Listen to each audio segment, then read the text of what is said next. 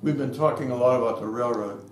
The one thing that I have not said about it is how important the railroad has been in the development of the town of Greene, city of Greene now.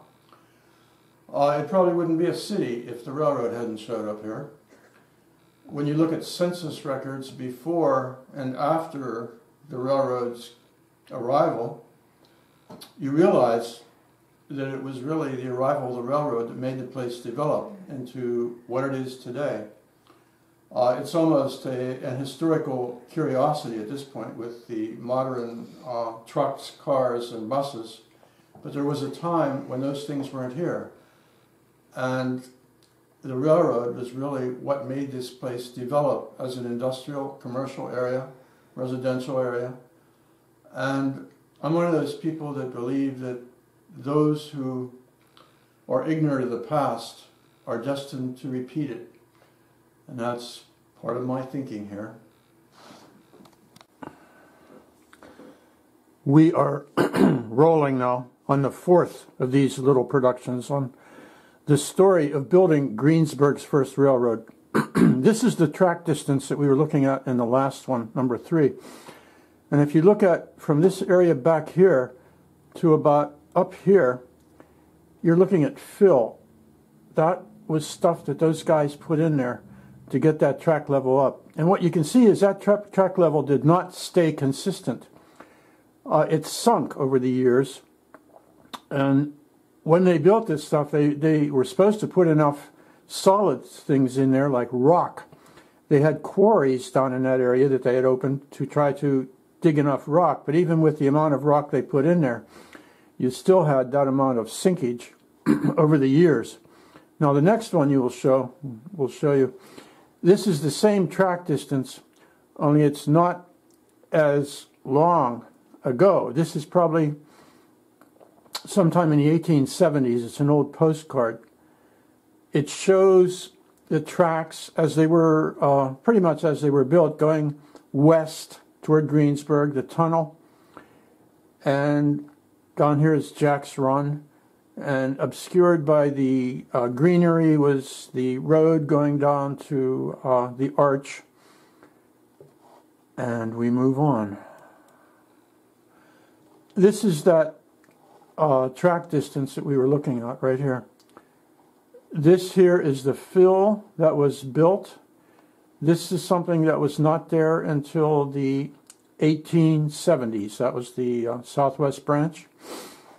Up here is something that we'll be looking at in a couple frames. That's the tunnel under Main Street. I put this in to give an impression of how much land was trashed, ruined, to build this amount of fill. And a surveyor was hired by the heirs of the Jack family to show the amount of land that was taken to build that fill. On all this area in the yellow here, it was scraped almost bare to provide the amount of dirt and rock that they needed to build that fill. Now we look at an old book from, illustration from an old book from the 1800s, showing how a tunnel was begun. It was a very unsophisticated, non-technological kind of operation. You know, a bunch of guys digging into a hillside and shoring up things with wood so that it wouldn't fall in on them. And that's pretty much how the tunnel started. This is an illustration that I did to try to show what it looked like when they were digging the tunnel that went under Main Street in Greensburg. What we're familiar with now is the great big cut that's here. There's a big cut. All this overburden has been removed, and you can look right down in here. There's no longer a tunnel. That was taken out around 1910.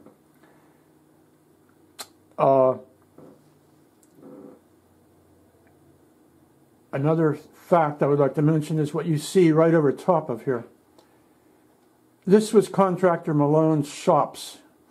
He built these over top of his tunnel because he had a lot of stuff to do. He had wood to cut. He had a lot of stone cutting material that he had. His blacksmiths had to sharpen and temper. And there were a lot of things that went wrong with the equipment. Wagons, tools had to be fixed. And he had there, among other things, a steam engine. We know that because he had there was a whistle that blew every day for the workers after the morning period of work and after the afternoon period of work. And that told them that work was over. And this is my version of what his shops looked like. They sat along or on top of the railroad, since there was a tunnel there. This is looking north, and Tunnel Street now runs right along here. Now we know where the term Tunnel Street came from. And I built this on mapping from 1854, and there wasn't much more in 1854 than what I showed you there. The town went up the hill about that far, not much further. This is what a shanty town of the guys who built the railroad looked like. In the vicinity of St. Clair Park, there was one of these, which made the townspeople very upset because they didn't like these guys' recreational habits when they had time to recreate. There were in Hempfield Township about 6 of these shanty towns spread out over Hempfield Township when the railroad was building, holding more than 400 people. These people were almost all Irish immigrants in the ages of the 20s and the 30s. There were a few exceptions to these. A few of the guys had family with them. They were mostly the foremen, and sometimes they lived a bit apart from the shanty town to give them a little bit of breathing space. These shanty towns were often not pretty places. I mean, what I mean is the guys in the shanty town showed up for the census, but there were creatures who were like camp followers who did not show up for the census. The girls in the sex trade, the guys running the tippling houses, people running a gambling establishment. These people would more or less evaporate when the census was being done.